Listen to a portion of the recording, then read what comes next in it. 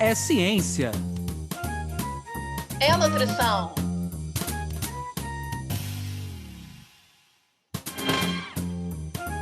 É nutrição É ciência. Ciência. da nutrição. Sejam todos bem-vindos pela ciência. Sejam todos bem-vindos pela nutrição. Meu nome é Anderson Teodoro. E eu me chamo Luana Aquino. Está aqui no canal do YouTube, para você que nos acompanha aí nas diferentes plataformas de streaming, o nosso podcast Ciência da Nutrição, que para você que já nos acompanha, já sabe os objetivos dele, né? Que a gente quer para você que vai nos ouvir, vai nos acompanhar, é trazer novas, atualizadas, temas importantes da área da ciência e da área da nutrição. Mas, mais do que isso, para você que chega hoje novo aqui, ou ouve o nosso podcast pela primeira vez, a gente quer que essas informações passem, então, a fazer parte do dia a dia de vocês, impactar em hábitos. Mais do que isso, transformar tudo ao redor que você possa divulgar com essa mensagem. A gente continua gravando ainda o nosso podcast online, então a gente pede desculpa por qualquer falha técnica, mas a gente tem procurado trazer o melhor material possível para você. E que, para quem ainda não ouviu o nosso material, ainda quer acompanhar um pouquinho mais, a gente pede um favor, se inscreve no nosso canal, ativa as notificações, divulgue o nosso trabalho. É importante aí para a continuidade desse nosso podcast. Hoje é um tema muito importante. A gente vai falar hoje sobre climatério e menopausa e como é que a nutrição ela tem relação com esses, digamos, esses estágios da nossa vida, né, que acabam acontecendo, principalmente com a mulher. E a nossa convidada de hoje, que vai falar sobre essa temática, é a Leandra de Aquino. Já sei que, mas tem a Luana Aquino, apresentadora, a Leandra de Aquino não. Para você que nos ouve, não são parentes, uma coincidência assim, bastante feliz. A Leandra é nutricionista e mestre em ciência da saúde e meio ambiente, pós-graduação em nutrição clínica, trabalha já há mais de 10 anos com doenças crônicas não transmissíveis e principalmente com a parte da saúde da mulher e da pessoa idosa. Leandra, muito obrigado aí pela sua disponibilidade, a gente fica muito feliz aqui em recebê-la conosco no nosso podcast. Boa tarde, Anderson. Eu que agradeço o convite. Vai ser muito bom falar de nutrição, falar da mulher, da saúde da mulher, um tema muito importante, ainda mais nessa fase do climatério, que é uma fase difícil, né? Uma fase de transição, de muitas mudanças e muitos tabus também. Obrigado, Luana. Seja bem-vinda. Leandra, desculpa, tá vendo? Já estou até confundindo. Luana Aquino, Leandra de Aquino. Luana, hoje vai ser difícil, né? Hoje os vai dois ser começam animado, com hein? L, os dois Aquino vai confundir a gente de qualquer maneira. Leandra, deixando a brincadeira de lado, Leandra, a gente sempre gosta no início do podcast de conhecer um pouco o nosso convidado, né? A nossa convidada. E aí, assim, por que a nutrição? Como é que você chega nessa área? Depois, por que a saúde da mulher? Por que você resolve trabalhar com essa temática? Fala um pouquinho aí, quem é a Leandra? Como é que ela chega nessa área? Então, a nutrição sempre tem um professor que marca a vida da gente, né? Ainda no cursinho, na época do vestibular, eu queria engenharia bioquímica, até fiz vestibular, tudo tentei, passei, e acabou que eu não fui fazer engenharia bioquímica, fui pedir ajuda dos professores, e um professor de biologia do cursinho falou: faz nutrição, acho que tem tudo a ver com você, assim, você gosta das disciplinas, você gosta muito de biologia, gosta de química, eu procurei saber um pouco de nutrição e vi que tinha muita coisa mesmo a ver comigo, e aí fiz a graduação em nutrição. Depois desse período, terminando a faculdade, fui monitora na disciplina de bioquímica, terminando a faculdade de nutrição, eu fui trabalhar na área de... Não fui trabalhar com clínica, trabalhei ainda com controle de qualidade, trabalhei no hotel, trabalhei em cozinha industrial, e nisso, quando eu saí do hotel, que era uma área muito estressante, né, com controle de qualidade, eu resolvi fazer um curso de especialização. Falei assim, não, eu sempre gostei de clínica, eu vou tentar a clínica. E aí eu entrei para a Unimed, aqui em Angra, que eu sou de Angra, na verdade eu não sou, hoje eu moro em Angra, né, já tem mais de 10 anos, e aí eu fui trabalhar na Unimed e fiz a minha especialização em nutrição clínica, e lá a gente montou um grupo do climatério, né, com mulheres nesse período aí da menopausa, perimenopausa, né, até a menopausa. E aí a gente tinha um grupo de profissionais de saúde, né, tinha um nutricionista, um médico, tinha um psicólogo, tinha o educador físico, e a gente acompanhava esse grupo aí por um ano e começava um novo grupo. E a gente tinha outros grupos também, mas entre eles tinha o grupo do climatério. E aí começou meu trabalho com as mulheres, e desde então eu trabalho com atendimento. Isso começou em 2009, que começou esse trabalho com atendimento clínico, e desde então eu trabalho na área clínica e atendo muitas mulheres, idosos. A minha tese de doutorado é em idosos, mas eu gosto muito de trabalhar com um grupo de mulheres, que é o que eu atendo hoje, a grande maioria, né? No consultório de nutrição, a grande maioria predomina mulheres, né? É assim, foi assim. Que bom, Leandra, que bom ver a nutrição abraçando cada vez mais a área de saúde da mulher, representada por você também. E aí eu queria entrar, de fato, aí na temática de hoje. Você já adiantou um pouco, mas me corrija se eu estiver errado. Eu acho que a maior parte da grande mídia, da população, tem algum conhecimento de menopausa e menos de climatério, né? Eu vejo que, recentemente, essa questão do climatério está começando a aparecer um pouco mais. E aí, se você pudesse compartilhar com os nossos ouvintes, né, o que é, qual é a diferença entre climatério e menopausa? Tem indicadores aos quais nós, mulheres, podemos começar a ficar atentas e buscar o melhor profissional, né? Quais são normalmente os impactos na saúde dessa fase da vida? Então, Luana, isso acontecia muito no grupo também, que as mulheres tinham dúvida: o que é o climatério? Eu posso me inscrever? Como é que eu sei que eu estou no climatério, né? O climatério é aquela fase de transição, né, do período da mulher, do período reprodutivo para o período não reprodutivo. E geralmente elas começam, isso pode acontecer normalmente, o que a literatura mostra, né? Isso vai acontecer na faixa dos 40 até os 51, que predomina a entrada na menopausa. É definido como menopausa quando a mulher para de menstruar, né? Ela encerra o ciclo por 12 meses consecutivos. Antes disso, essa transição, que às vezes tem alterações hormonais, como diminuição ou não, né, do estrogênio, essa fase de transição aí, que aí começa alguns sintomas, e é através dos sintomas, às vezes, até que ela vai entender: será que eu estou entrando na menopausa? Que são aqueles fogachos, né, os calores, tem alterações maiores de humor, né? E ainda há muito tabu, porque a mulher, ela liga essa fase com envelhecer, né? Essa fase da menopausa para a mulher, ela entende, ela não pode mais ser mãe, eu estou velha, agora essa sensação de não produzir mais, embora a gente sabe que uma mulher de 50 anos hoje não é uma mulher velha, né? Está longe de ser uma mulher velha. Então, essa fase do climatério é a fase da transição aí para a menopausa, que pode perdurar de 1 a 5 anos nessa fase. Os estudos mostram, né, a Organização Mundial da Saúde fala que 25% das mulheres, menos de um quarto até, né, não chega a 25%, vai passar por essa fase sem sentir nada, de forma natural, porque é uma fase biológica, né, não é uma fase patológica. Toda mulher vai passar pelo período do climatério e da menopausa, mas boa parte, né, que vai chegar aí aos 75%, 80%, como a gente tem em algumas literaturas, vai sentir alguns dos sintomas do climatério, como a irritabilidade, mudança de sono, né, os fogachos, que é o que mais incomoda, a taquicardia, são um dos sintomas que leva a mulher a procurar ajuda. Bem, Luana, bem, Leandra, bem você de casa. Eu acho que a Leandra pôde, acho que dar um panorama bastante interessante para a gente da importância dessa fase, né, das grandes transformações que acabam acontecendo. Eu queria ouvir então da Camila. Camila, o que você está achando do programa? O que você traz de dica aí para o nosso ouvinte, para quem está nos acompanhando? Olá, Anderson, olá, Luane, olá, ouvintes do podcast Ciência da Nutrição.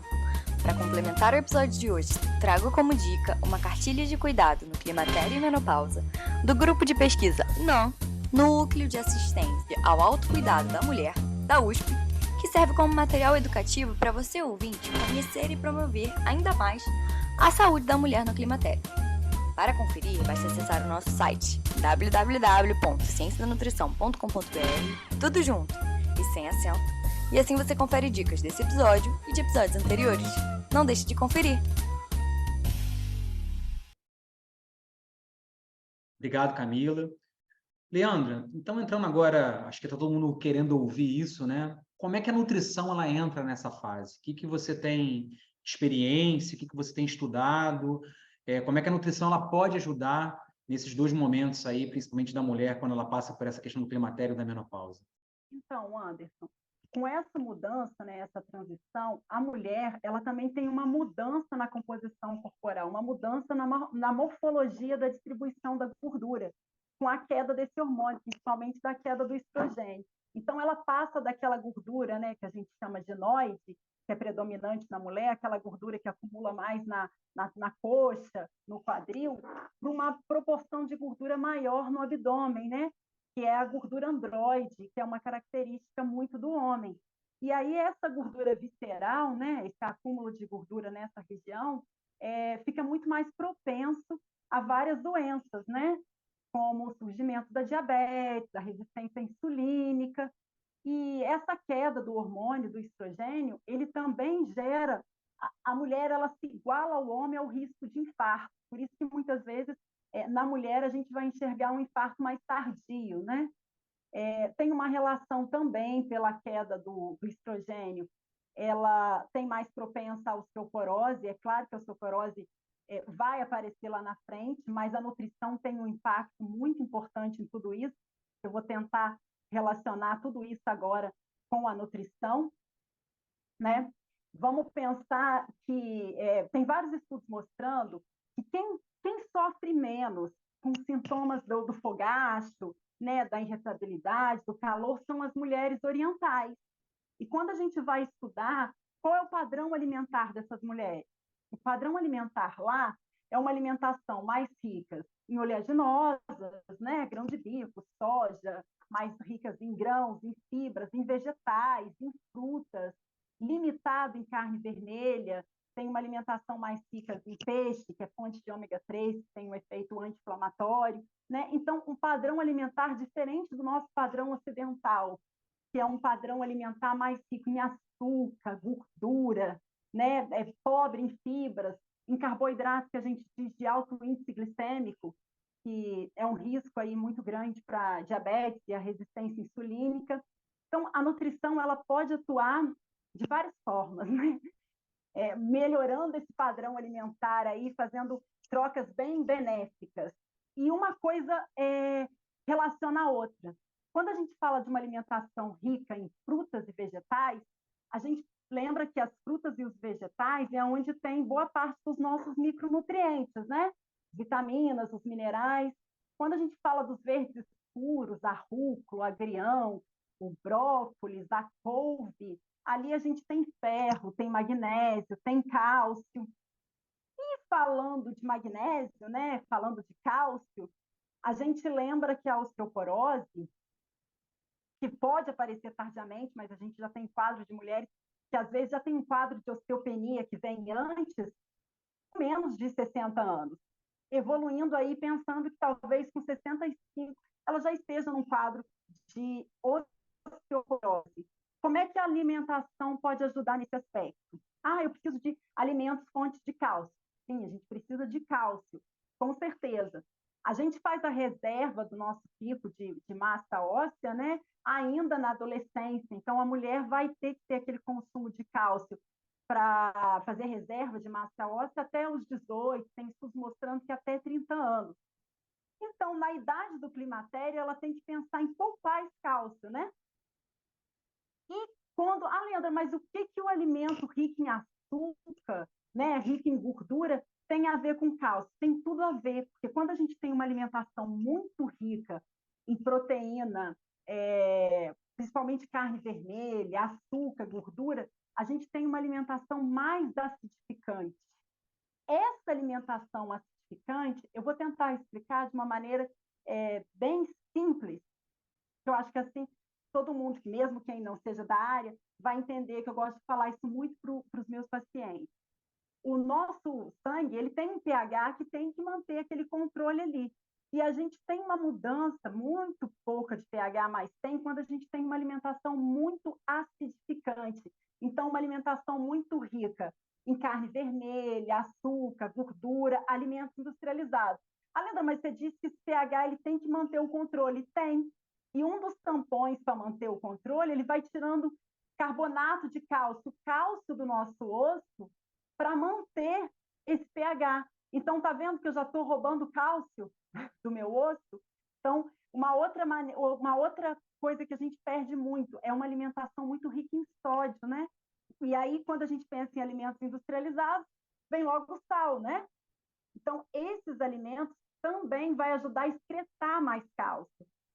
Então, a gente tem que fazer o contrário, a gente tem que ter uma alimentação predominante em frutas e vegetais. Então, eu preciso da proteína, que vai ser muito importante para a minha massa muscular, mas eu preciso combinar a proteína com as frutas e os vegetais. E quanto mais eu variar essas frutas e vegetais, mais nutrientes diferentes eu estou colocando ali. E como eu falei para vocês, que quando eu falo de osteoporose, de manter a massa óssea, eu não posso falar só do cálcio, eu também preciso falar do magnésio. Também tem seu papel. E aonde eu encontro o magnésio? O magnésio, na minha opinião, ainda é um mineral muito negligenciado. E se a gente for ver a última pesquisa de orçamento familiar que foi feito, mais da metade das mulheres tem deficiência de magnésio, porque não consegue fechar. Mas por que não consegue fechar? Porque as principais fontes de magnésio estão nos verdes escuros, nas frutas oleaginosas, na nozes, na amêndoa. A gente também encontra uma quantidade bem considerável no cacau. Pessoas comem chocolate com açúcar, né? Mas o cacau, ele não é posto na nossa alimentação, mas deveria, porque tem uma grande fonte de magnésio.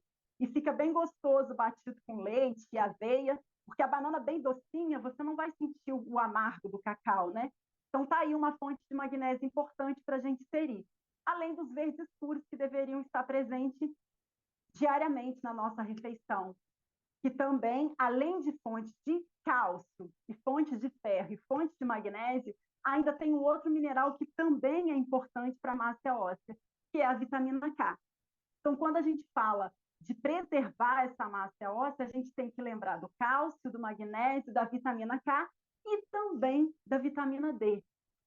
Que também, hoje é muito falada, né, da deficiência da vitamina D, então o sol é a melhor maneira, a exposição ao sol, mas a gente tem a preocupação com câncer de pele também. Então, no consultório, eu observo muito isso, se a paciente tem o hábito ou não de tomar sol, eu peço para dosar a vitamina D. Se estiver abaixo, a própria Sociedade Brasileira de Diabetes, ela orienta que a vitamina D não fique abaixo de 30. E muitas vezes eu pego mulheres com a vitamina D 10, 17, muito abaixo do valor ideal. Ah, Leandra, e aí como é que a gente corrige? A gente corrige suplementando, que nessa hora a gente precisa suplementar a vitamina D, sim. Eu falei um pouquinho da questão da osteoporose, mas esse não é o único problema da mulher na menopausa, né? Como eu falei para vocês, é muito comum essa gordura central, né? Hoje a gente fala muito do overfat. Tem um artigo super interessante que mostra que a população mundial, mais de 76% está relacionada ao overfat, que é o excesso de gordura, especialmente gordura localizada na região do abdômen. Quando a gente fala dessa gordura localizada na região do abdômen, eu não estou falando só de mulheres com IMC de sobrepeso, não. Tem muitas mulheres com IMC normal, né, eutróficas, está dentro do peso, mas tem uma gordura muito acumulada na região abdominal, que está muito relacionada a esse hábito ruim, o consumo excessivo de açúcar, refrigerante, que também são os alimentos acidificantes. Então, olha aí o prejuízo da alimentação rica, que é o hábito alimentar que a gente chama de dieta ocidental, né? E isso são alimentos extremamente bem mais calóricos do que os alimentos das orientais, né? A fruta tem muito menos caloria, os vegetais têm muito menos calorias. Então, o que a gente precisa fazer é melhorar esse padrão alimentar, né? Escolher melhor a matriz alimentar, tentar ir mais para a linha natural. A gente tem um guia da população brasileira, não sei, hoje ele foi muito elogiado no mundo todo, e ele é super simples, porque ele fala que a gente precisa de comida de verdade, né? A gente precisa de alimentos naturais. Então, vamos tentar fazer trocas mais saudáveis, que não necessariamente são mais caras. O pão integral, ele é mais caro que o pão comum, mas a gente tem a batata doce, a gente tem o inhame, a gente tem o aipim, que são alimentos alcalinos, né? E o que a gente precisa fazer, como eu falei, é aumentar esses alimentos alcalinos para a gente não ficar roubando cálcio do nosso osso. Bem, já falei um pouco dessa questão do padrão alimentar, agora eu queria falar um pouco do consumo proteico, que a proteína também é muito importante para preservar a massa muscular, né, dessa mulher. E mais importante que o consumo proteico é a distribuição dessa proteína ao longo do dia. A gente aproveita mais quando a gente distribui melhor essa proteína. Tem estudos mostrando que mulheres que consomem mais proteína num café da manhã têm menos risco de obesidade central. E vários estudos com intervenção mostram isso, a diferença de mulheres que consumiram. Tem um super interessante que ele faz assim, ele põe um café da manhã com 700 calorias e põe um jantar com 400 calorias. O outro grupo inverte. Ele faz um café da manhã com 400 e um jantar com 700. O grupo que fez o café da manhã com 700 calorias e um jantar com 400 teve uma redução de peso de 5 quilos. E principalmente uma perda muito maior de gordura corporal. Então, está vendo? Tão importante quanto o padrão alimentar, as escolhas, também vem o horário da refeição, que também é tão importante quanto as escolhas. E aí, quando a gente fala de horário, a gente fala de crononutrição, né? Que não é uma coisa nova, mas hoje vem se falando mais. A crononutrição é tão importante quanto o que comer, o quanto comer, é a hora que é realizada essa refeição. Porque se a gente for pensar no nosso ritmo biológico, na presença de luz, foi feito para quê? A presença de luz é para a gente comer e gastar energia, exercitar. E na ausência de luz é para descanso, jejum, não é horário de refeição. E eu acho que hoje, com esse ritmo de vida corrido que a gente tem, isso vem alterando muito, né? As pessoas saem de casa, não tomam café, não realizam o café da manhã, e aí almoçam rapidamente e a fome chega depois das 5, 6 horas, a hora que chega em casa. Fora que às vezes não tem um sono legal e ainda acorda à noite e ainda belisca alguma coisa. Então, a gente precisa pensar também na qualidade do sono dessa mulher no climatério, que, como eu disse para vocês, não tem só fatores fisiológicos, né? Tem os fatores emocionais. A mulher ela sabe que o climatério, a fase da menopausa, ela vai ter muita mudança, muitos tabus ainda, né? Ela ainda tem aquele comportamento achando, eu estou ficando velha, né?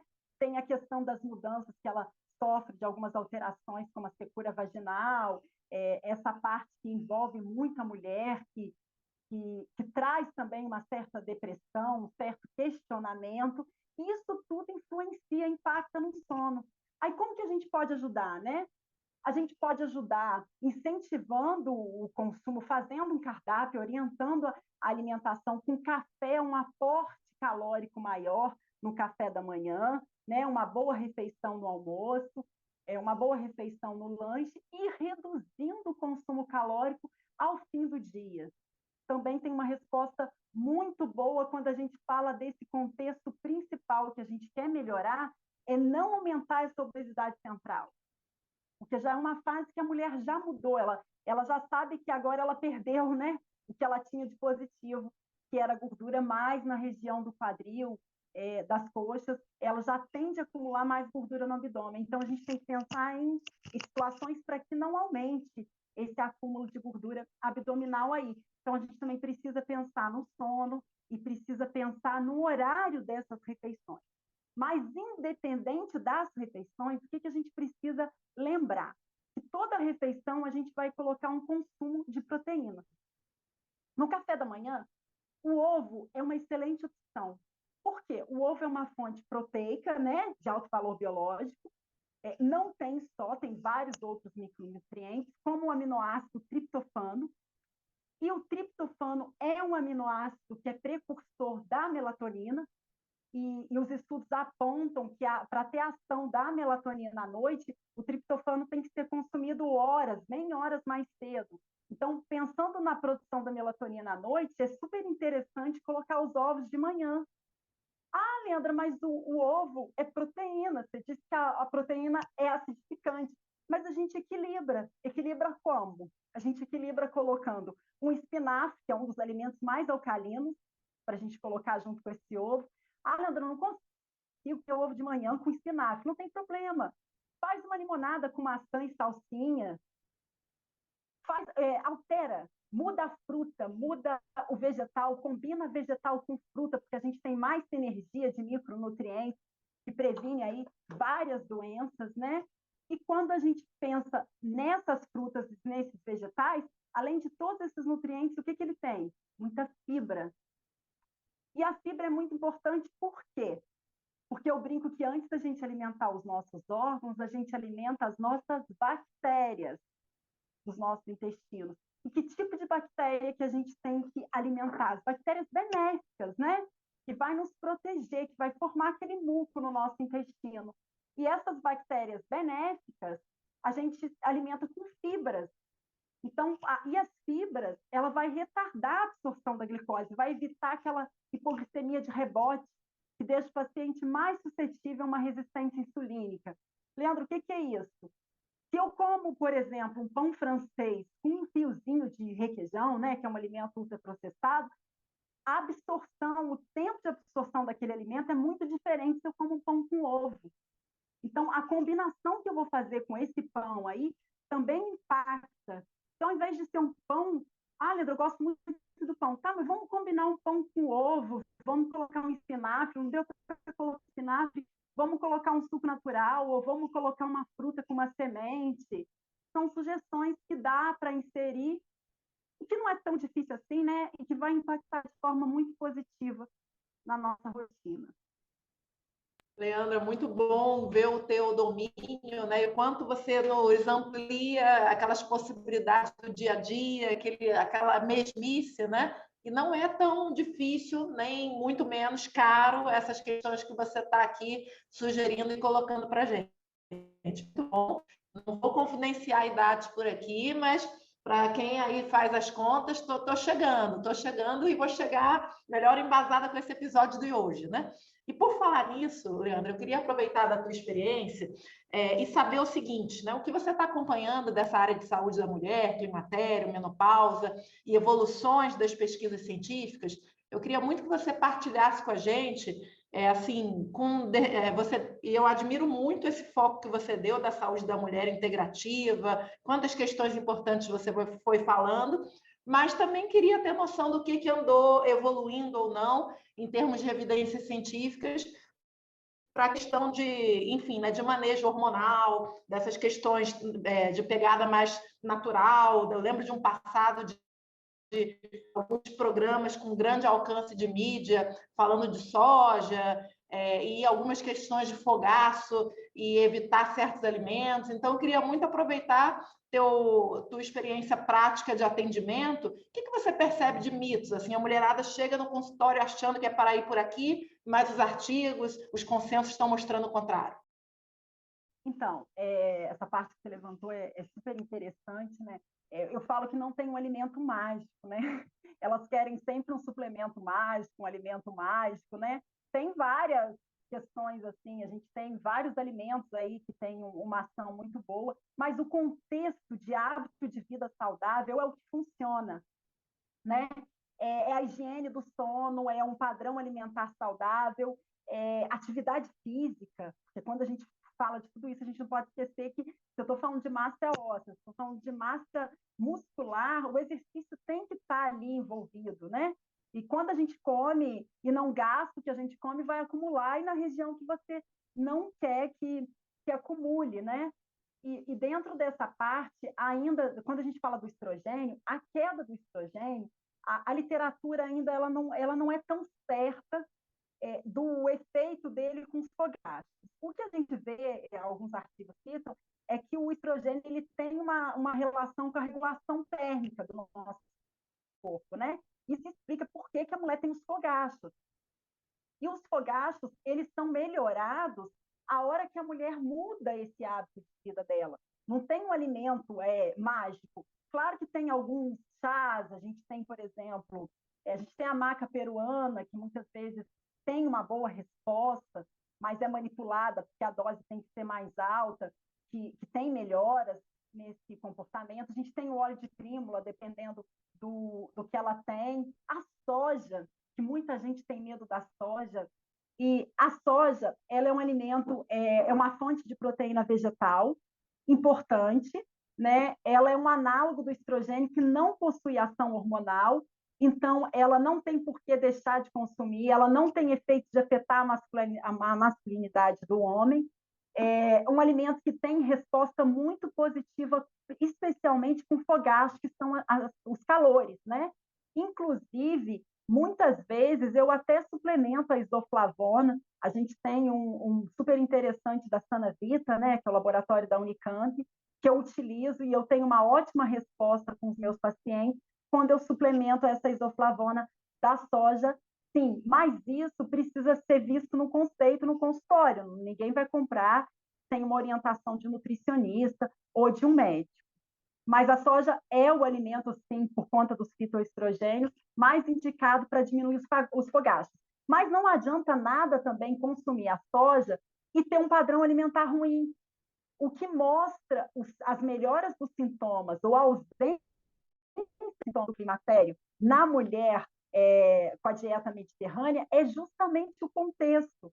É esse padrão saudável, rico em proteína, como iogurte, né, com menos gordura, eles optam sempre por uma refeição com menos teor de gordura, uma alimentação rica em vegetais, em oleaginosas, ômega 3 também, que tem um efeito anti-inflamatório muito positivo, e aqui no Brasil a gente tem a sardinha, né, que é a menos contaminada com metais pesados, então vale a pena inserir a sardinha, ainda que seja enlatada. A enlatada é processada, não é um ultraprocessado, porque a gente encontra a sardinha, só a sardinha, óleo e sal, que não é aquela sardinha com molho de pomarola, que aí sim já tem mais aditivos e conservantes. Então, vale a pena inserir a sardinha aí no cardápio, pelo menos 1, 2 vezes na semana.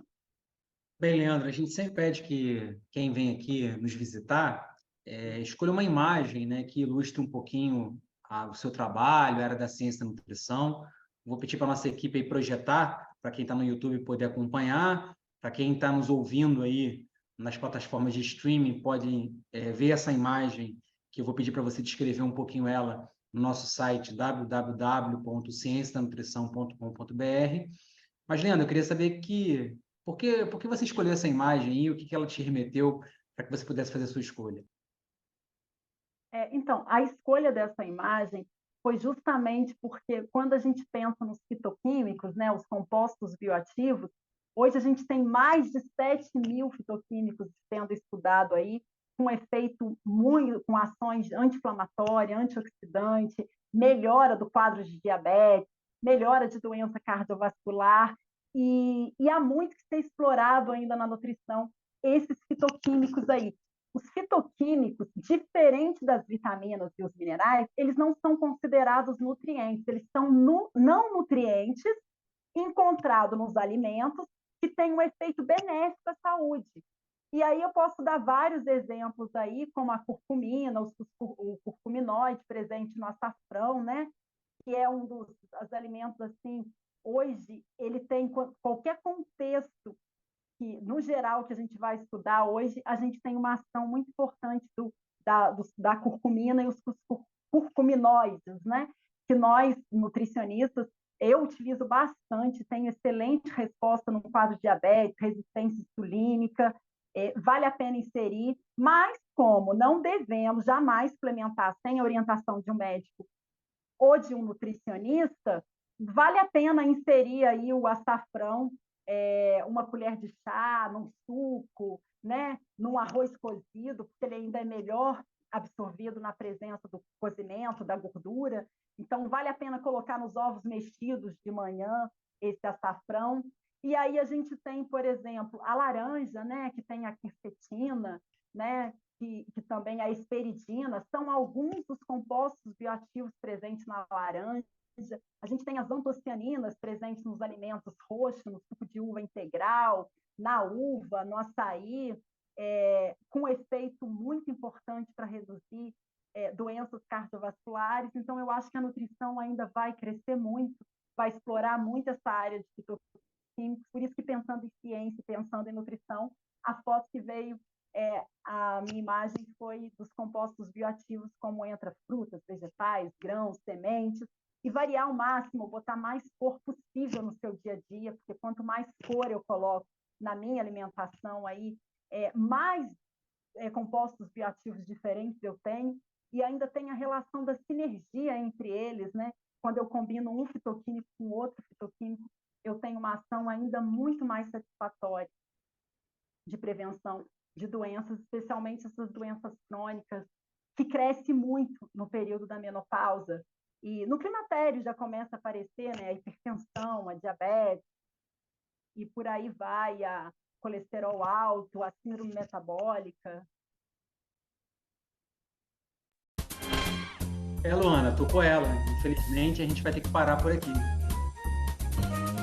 Verdade, Anderson. Hoje foi bom demais. Ano que vem já vou logo me entregar 4.0, mas com Leandra a pleno vapor.